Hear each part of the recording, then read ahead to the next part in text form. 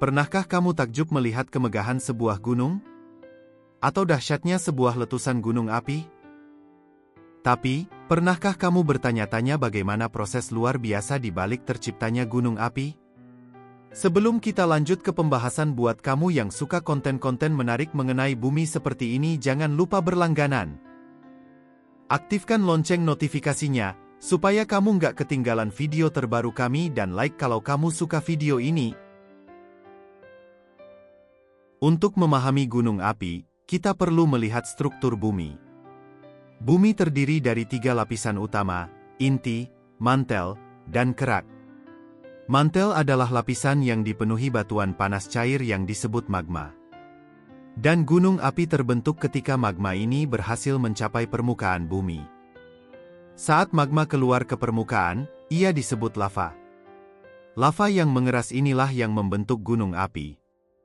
Jadi pada dasarnya, gunung api adalah sebuah lubang di permukaan bumi tempat magma keluar. Tapi, mengapa magma ini bisa naik ke permukaan dan membentuk gunung? Gunung api terbentuk di 3 zona utama. Ketika 2 lempeng bertabrakan, lempeng samudra biasanya menyusup ke bawah lempeng benua. Proses ini disebut subduksi. Panas dan tekanan tinggi di zona subduksi mencairkan batuan, menciptakan magma yang naik dan membentuk gunung api. Negara kita, Indonesia, terletak di wilayah yang dilintasi oleh Ring of Fire. Sebuah zona di mana terdapat banyak sekali pertemuan lempeng yang terbentang di sepanjang Samudera Pasifik.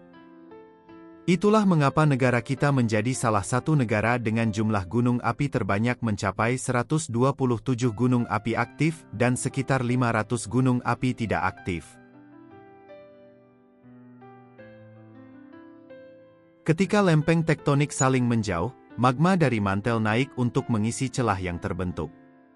Ini sering terjadi di dasar laut dan menciptakan pegunungan bawah laut yang disebut punggungan tengah samudera. Pada dasarnya pergerakan lempeng konvergen atau subduksi dan pergerakan lempeng divergen ini saling berkaitan. Sederhananya, pergerakan divergen mendorong lempeng samudera untuk bergerak menuju lempeng benua sehingga terjadi subduksi. Proses subduksi kemudian melelehkan lempeng samudera yang menghunjam ke bawah sehingga menghasilkan magma yang akan memberikan tekanan ke arah magma yang berada dekat punggungan tengah samudera untuk naik ke permukaan, dan mengakibatkan siklus ini berulang terus-menerus. Hotspot adalah area di mana mantel bumi sangat panas sehingga magma mampu melelehkan dan menembus kerak bumi. Jika lempeng tektonik bergerak, hotspot akan tetap di tempat, dan menghasilkan rantai gunung api atau pulau vulkanik. Kepulauan Hawaii dan rangkaian gunung apinya terbentuk dari proses ini. Walaupun tidak berhubungan dengan aktivitas tektonik, hotspot juga mampu menghasilkan aktivitas vulkanik yang masih seperti yang terbentuk di Yellowstone, Amerika Serikat. Ada 3 jenis utama gunung api berdasarkan bentuk dan aktivitasnya. Stratovolcano, seperti Gunung Merapi, berbentuk kerucut dengan erupsi eksplosif. Shield volcano, seperti Mauna Loa di Hawaii, berbentuk landai dengan aliran lava yang tenang.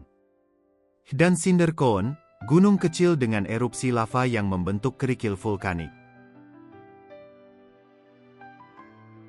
Gunung api adalah hasil dari dinamika bumi yang luar biasa. Meski bisa membawa bencana, gunung api juga berperan penting dalam membentuk lanskap dan ekosistem bumi. Gunung api juga memberikan banyak manfaat bagi manusia.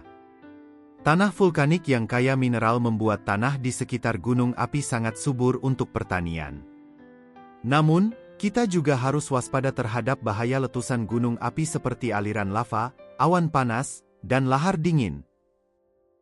Terutama awan panas, dengan kecepatan yang hampir mendekati kecepatan suara dan suhu mencapai 600 derajat Celcius, awan panas mampu menghancurkan apa saja yang dilaluinya dalam sekejap.